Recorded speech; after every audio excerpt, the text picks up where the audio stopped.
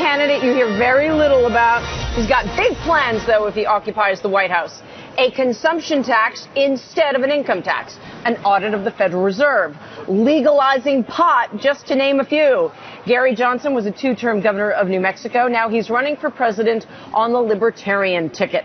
What would the U.S. economy look like if he were in charge? Joining us from Tampa is former Governor Gary Johnson. Governor, good to see you. Welcome. Thanks for joining us today.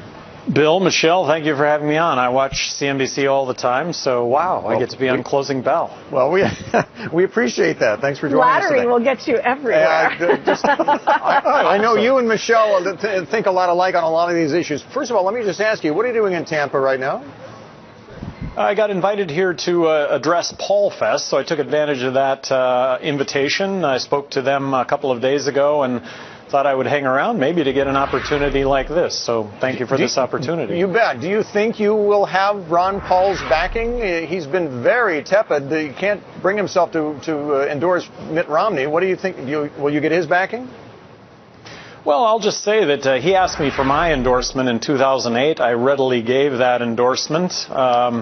Really, I think I've been saying the same things as Ron Paul. So when it comes to Ron Paul supporters, are they going to vote for Romney or Obama or me? And I want to point out that of all the third-party candidates, only one third-party candidate is going to be on the ballot in all 50 states, and that's going to be me. So I think that's also very significant in this equation.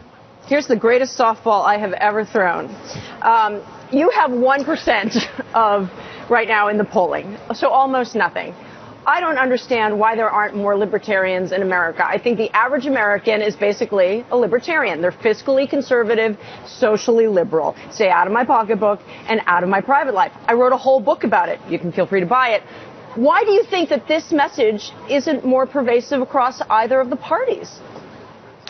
I think it is. I think my voice is representative of the fastest growing segment of American politics today, and that's just that. The notion of being fiscally responsible, socially accepting, that's speaking with a broad brushstroke. So I'm the only candidate that doesn't want to bomb Iran. Let's get out of Afghanistan tomorrow. But you only have equality. 1%. But you only have 1%. I mean, you could be the fastest growing because you're working off a very small base. Well, that might be the case, but I'm doing what I can do, and I think that that's very important in this equation, and I'm willing to bet that that there will be momentum on Election Day. Look, let's reform our tax system. Let's abolish the IRS. Let's abolish income tax, corporate tax. Let's balance the federal budget tomorrow. End the wars, stop the spending. Where is this being represented by either of the two old parties?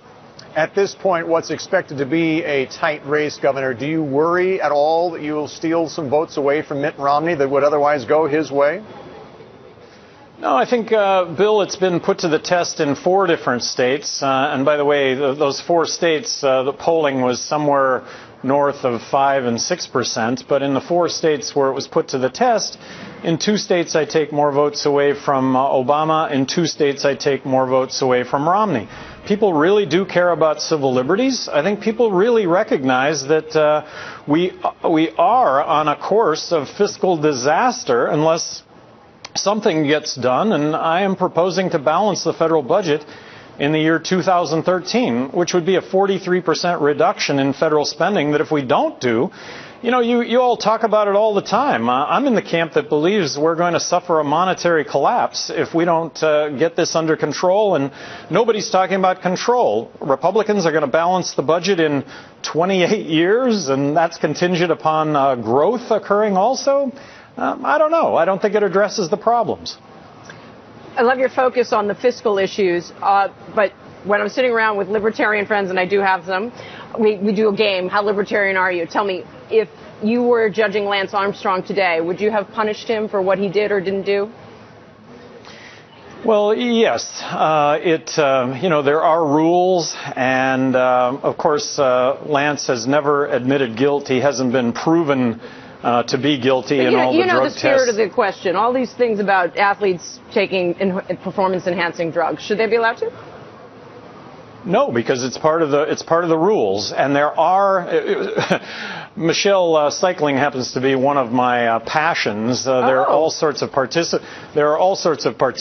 in the Tour de France that don't take drugs. One of the real issues right now is who does the Tour de France title get given to? And, they're talking about dropping down to 15th place.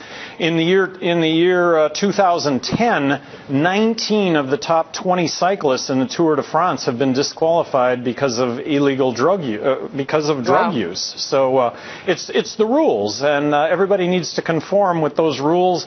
And taking these performance-enhancing drugs, you have just made Bill Griffith's day. He is so happy. Governor, I made that very argument to her earlier, but I'm glad you came on my side on that one. Thank you for joining us. It was a real pleasure having you with us today, sir.